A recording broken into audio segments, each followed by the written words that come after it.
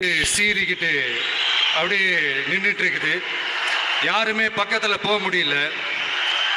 அந்த இடம் ஒரு கேஷுவலாக மாறணும் அப்படின்னா அந்த காளையை அடக்கி அமைதி ஆக்கினாதான் மறுபடியும் ஒரு பேக் டு நார்மல் சுச்சுவேஷனுக்கு அந்த இடம் மாறும்.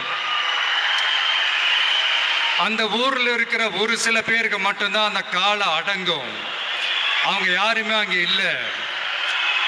ஆனால் அந்த க்ரௌட்ல இருந்த ஒரு சில பேர், ஆல்ரெடி அந்த காளை அடக்கணங்களோட இருந்த ஒரு சில பேர், எங்களுக்கு இல்லாத அனுபவமா,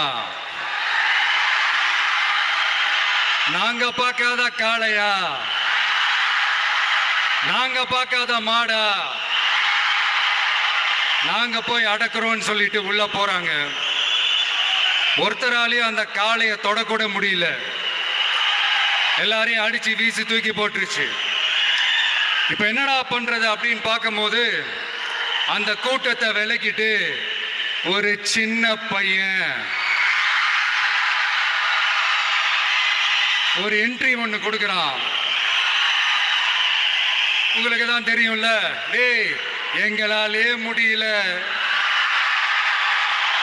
நீ எல்லாம் என்னத்தை போய் கிழிக்க போற, எங்களுக்கு அவ்வளோ அனுபவம் இருக்குது, நாங்களே அடிபட்டு ஓரமா படுத்து கிடக்கிறோம், இவன் விளையாட்டுத்தனமா ஏதோ பண்ணிட்டு கிடக்கிறான், பாவம் அந்த காலை கிட்ட போய் அடிபட்டு சாவ போறான், பச்சா பையன், அந்த பையன், இந்த பையன், அண்டர் எஸ்டிமேட் பண்றது, ஏளனமா பேசுறது, இப்படி ஒரு பக்கம்.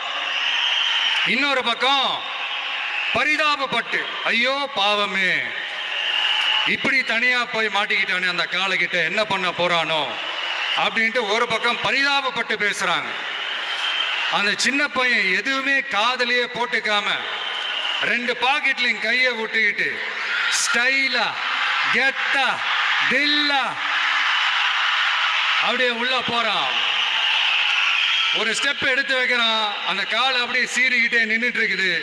இன்னொரு ஸ்டெப் எடுத்து வைக்கிறான், கால் அப்படியே சீறிக்கிட்டே முன்னாடி வருது. மக்கள் எல்லாரும் பதட்டத்தோடு அப்படியே பார்த்துட்டு இருக்கிறாங்க. இன்னொரு ஸ்டெப் எடுத்து வைக்கிறான், கால் அப்படியே முட்டை வரும்போது பாக்கெட்டுக்குள்ள மறைச்சு வச்சிருந்த ரெண்டு புல்லு கட்டு அதை அந்த காலை கிட்ட காட்டுறான். காலை அப்படியே சடனா வந்து நின்று அது மூடெல்லாம் மாறி அந்த புல்லுக்கட்டை சாப்பிட ஆரம்பிச்சிருச்சு.